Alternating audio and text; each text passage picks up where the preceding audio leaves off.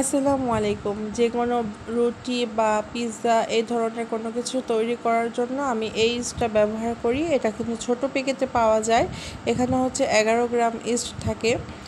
15-20 টাকার মতো নেয়। তো আজকে হচ্ছে পিৎজা তৈরি করব, সেজন্য এখানে আমি 3 কাপ ময়দা দিয়ে দিয়েছি, পরিমাণ মতো লবণ দিয়েছি এবং হচ্ছে 1.5 টেবিল চামচ চিনি দিয়েছি।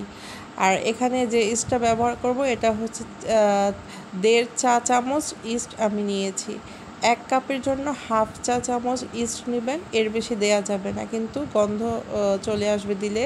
তো সব কিছু দিয়ে আমি খুব ভালোভাবে ময়দার সাথে মিশিয়ে নিলাম। দেন হচ্ছে হালকা কুসুম গরম পানি নিয়েছি।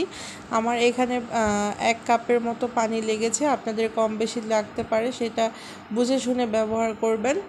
তো আমি হালকা কুসুম গরম পানিটা ব্যবহার করেছি। এটা কিন্তু ইস্টটাকে অ্যাক্টিভ করতে সাহায্য করবে। আর হাতে ধরা যায় এরকম একটু পানি নিলেই হবে গরম করে। দেন হচ্ছে এটা ময়ানটা করে আমি হাতে একটু তেল নিয়ে সুন্দর করে এই বোলটার চারপাশে দিয়ে দিচ্ছি এবং ময়ানটার মধ্যেও বা ডোটার মধ্যেও দিয়ে দিব, যেন এটা ফুলে উঠলে চারপাশে লেগে না থাকে। এরপরে হচ্ছে একটা পলিথিনের মধ্যে আমি এটাকে ঢুকিয়ে দেন হচ্ছে এইটাকে লক করে দিচ্ছি বা গিট দিয়ে দিচ্ছি এবং এটাকে একটা গরম জায়গায় রাখতে হবে যেন এটা ফুলে ওঠে। তো এটা হচ্ছে আমি 2 থেকে 2.5 ঘন্টার মতো রেস্টে রেখে দেব।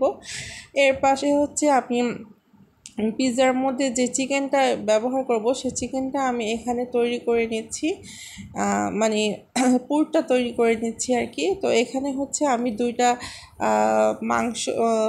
মাংসের পিস নিয়েছি, বলে যেটাকে সিনার পিস বলে আর কি।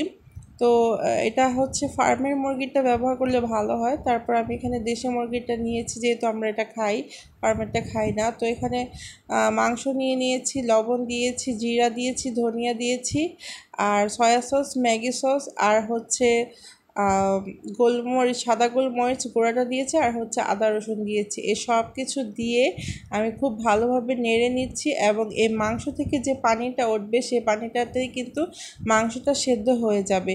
আর এখানে আমি মাংসটা ব্যবহার করব, আর হাড়গুলা নিয়েছি, হাড়গুলা বাচ্চাদের জন্য, ওরা আসলে এগুলো দেখলে অনেক বেশি খেতে চায়। তাই আমি ভাবলাম এগুলো মশলা মাখিয়ে রাখি, ওরা খেতে চাইলে ওদেরকে দিয়ে দেব। তো যাই হোক, এটা মাংসটা আমার ভাজা ভাজা হয়ে গিয়েছে, আমি তেলে ভেজে নিয়েছি আর সেদ্ধ হয়ে গিয়েছে। এরপরে হচ্ছে 2.5 ঘন্টা পর আমি এই ডোটা খুলেছি, দেখেন কি সুন্দর ফুলে উঠেছে ডোটা, আপনারা দেখেই বুঝতে পারছেন। আমি এতক্ষণ ইফতারি তৈরি করছিলাম, ততক্ষণ আমি চুলার পাশেই ডোটা রেখে দিয়েছিলাম। ডোটা একটু গরম স্থানে রাখার চেষ্টা করবেন। এরপরে হচ্ছে আমি এটাকে একটু ভালো করে ময়ান করে নিয়ে এখন হচ্ছে একটা পিঁড়ি এবং বেলুন দিয়ে এটাকে বেলে নিচ্ছি। বেলে নেওয়ার পর যে পাত্রটার মধ্যে আমি তৈরি করব সেই পাত্রটা একটা ফ্রাই প্যান নিয়েছি, আমি সেখানে একটু অয়েল ব্রাশ করে নিয়েছি এবং উপরে একটু আটা বা ময়দা ছড়িয়ে দিলেই হবে। আর আজকে কিন্তু আমি এই প্যানটার মধ্যে হচ্ছে পিৎজাটা তৈরি করে দেখাবো, তাও আবার চুলার মধ্যে। তো এই প্যানটার মধ্যে আমি পিৎজার ডোটাকে ছড়িয়ে ছড়িয়ে দিচ্ছি, সব জায়গায় যেন সমান হয়। তবুও একটু মাঝে মাঝে সমান হয় নাই আমার জায়গাগুলা, একটু দেখে বুঝতে পারছিলাম আমি। তো ইফতারও সময় হয়ে যাচ্ছিল, আর বাচ্চারা তো অনেক বেশি করছিল যে মামনি, আবরার বিশেষ করে মামনি কখন পিৎজা তৈরি করে দিবে। ওরা আসলে আজকে বাসায় এসেছে বেড়াতে। তো আমি দুপুরে বলছিলাম যে আবরার, আজকে তোমাকে পিৎজা তৈরি করে খাওয়াবো, তো সেটার জন্য ও আমাকে পাগল করে ফেলছে কখন তৈরি করে দেবে। তো সেজন্য একদিকে ইফতার তৈরি করলাম, আরেকদিকে পিৎজা তৈরি করছি। আসলে পরিবারকে নিত্য নতুনভাবে তৈরি করে ইফতার তৈরি করে খাওয়াতে পারলে আমার কাছে বেশ ভালো লাগে। আমি নিয়মিত চেষ্টা করি কিছু না কিছু নতুন তৈরি করে খাওয়াতে।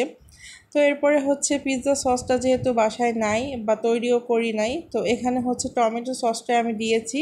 আর কাঁটা চামচ দিয়ে একটু একটু করে ছিদ্র করে দিয়েছি, সেটা তো দেখে দেখে নিতে মানে দেখতেই পারলেন আর কি। সেটা দেওয়ার কারণ হচ্ছে এটা যখন ফুলে উঠবে তাহলে একটু একদম অনেক বেশি ফুলে উঠবে না, সেটার জন্য। তো এরপরে হচ্ছে আমি কিছু চিজ এখানে গ্রেট করে রেখেছিলাম, সেই চিজগুলো আমি অল্প কিছু চিজ আমি দিয়েছি। আর যেই চিকেনটা আমি ভেজে রেখেছিলাম সেই চিকেনটা আমি এখানে সাজিয়ে দিচ্ছি। আর পিৎজাটা কিভাবে আপনি সাজাবেন এটা একান্তই আপনার নিজের ব্যাপার, আমার কাছে যেভাবে ভালো লাগে আমি সেভাবেই সাজিয়ে দিই। তো চিকেনটাকে আমি এমন করে দিয়েছি যেন সবার মানে মুখে লাগে যে চিকেনটা। তো এরপরে হচ্ছে আমি এখানে কিছুটা চিলি ফ্লেক্স দিয়ে দিয়েছি। এরপরে হচ্ছে আমি আবার গ্রেট করা চিজটা আমি এখানে দিয়ে দিলাম। তো যারা যারা এ পর্যন্ত আমার ভিডিওটি দেখেছেন তারা অবশ্যই একটা লাইক দিয়ে দিবেন এবং ভালো লাগলে অবশ্যই কমেন্ট এবং শেয়ার করে দিবেন। তো এরপরে হচ্ছে আমার ফ্রোজেন করা যেই ক্যাপসিকামগুলো ছিল সেটা হচ্ছে আমি এখানে দিয়ে দিচ্ছি, সাজিয়ে নিচ্ছি। আর এই যে দেখেন, দেখতে কত সুন্দর লাগছে না? এই পিৎজাটা সাজানোর সময় কিন্তু আমার কাছে অনেক বেশি ভালো লাগে। সব কিছু অনেক বেশি কালারফুল থাকে, তো এই জন্য অনেক বেশি ভালো লাগে।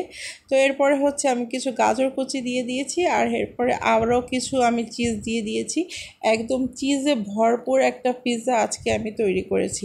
এরপরে সামান্য অরিগানো আমি উপর দিয়ে ছিটিয়ে দিয়েছি। তো এই তো পিৎজা তো রেডি হয়ে গিয়েছে। এখন আমি চুলাটাকে প্রিহিট করে দেন হচ্ছে আমি 25 মিনিটের মধ্যে আমি এখানে বসিয়ে রেখেছি। আর এই যে দেখেন মাশাল্লাহ কত ফুলেছে, আর ঢাকনার মধ্যেও লেগে গেছে অনেকটা। তো এটা আপনারা 25 মিনিট পর চেক করে নেবেন। আমি এটা চেক করে নিয়েছি, আমার পিৎজাটা হয়ে গিয়েছে। আর এটা আজকে কিন্তু আমি চুলায় তৈরি করেছি। নিচে একটা তাওয়া দিয়ে নেবেন, তারপরে হচ্ছে তার উপরে এই প্যানটা বসিয়ে নেবেন। শুধু প্যানটা দিলে কিন্তু পুড়ে যাওয়ার সম্ভাবনা থাকবে। তো মাশাল্লাহ, আলহামদুলিল্লাহ, আমার পিৎজাটা কিন্তু তৈরি হয়ে গিয়েছে। আর বাচ্চাদের রিয়াকশনটা দেখেন, আবরারের রিয়াকশনটা একটু দেখেন। সে পিৎজার জন্য এত পাগল হয়ে গিয়েছিল আর বলছিল, মামুনি এখন থেকে আমি যখনই আসবো তুমি আমাকে পিৎজা তৈরি করে খাওয়াবে। তো বাচ্চারা পাগল হয়ে যাচ্ছিল, এখনই বাচ্চাদের কেটে দিব। তো আজকের মতো আমি এখানেই শেষ করব। সবাই ভালো থাকবেন, সুস্থ থাকবেন, আমার জন্য দোয়া করবেন। আর কেমন হয়েছে পিৎজাটা অবশ্যই জানাবেন। আল্লাহ হাফেজ।